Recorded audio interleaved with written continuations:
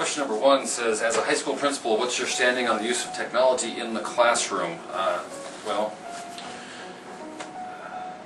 for me, technology can be an outstanding tool to help students learn the amazing amount of material that has to be learned this day and age.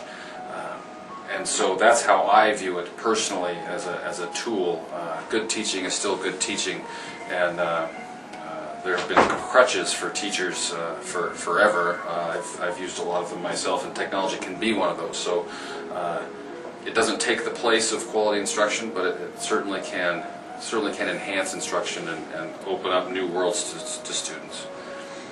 The second question is, what are the differences between 20th century teachers and 21st century teachers? I guess I've been both of those, but I would say the biggest thing that has continued to happen during my career is the amount of things people are required to know to be successful. When I started teaching, there was no such thing as email. We were using typewriters, and it was fascinating stuff. And now we have entire web-based courses, and people know a lot more about technology than I do, including the students here at Moscow High School. So I think the amount of knowledge that teachers need in order to effectively reach their students has changed.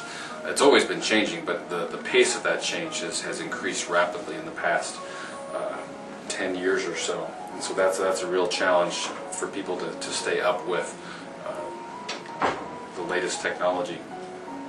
The third question is, do you think new teachers are prepared to use technology in our school? I would have to say yes, much more prepared than I suppose than I was coming out of college. I was prepared to use an overhead.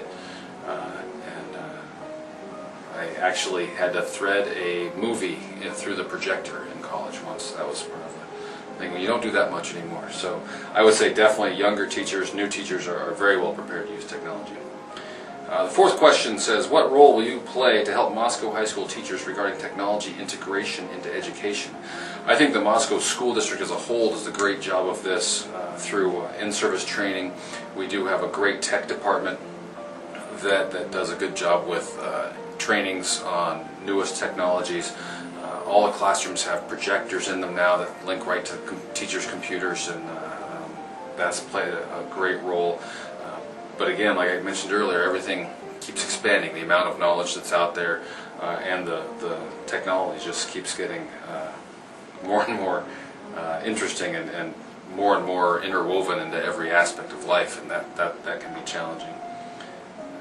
The fifth question, how will you evaluate teachers' use of technology in teaching?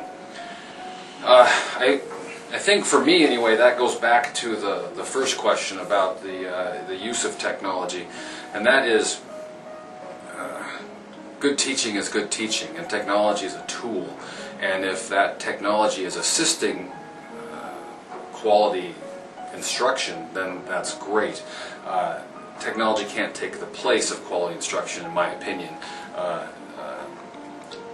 So that is, I suppose that is how that would be evaluated in terms of an instructor using technology to enhance the experience for the students, to reach more students. That would be the main criteria for that evaluation for me. We are looking, the state of Idaho is moving to a new teacher evaluation format, and technology may well play a role in that. We haven't finalized it yet, but so it'll be interesting to see what that says. Sixth question, any suggestions to those who are in pre-service teacher education programs? With regards to technology, probably not, because anyone who's in a pre-service teacher education program, I would guarantee, is probably more technologically savvy than I am, although I think I do okay.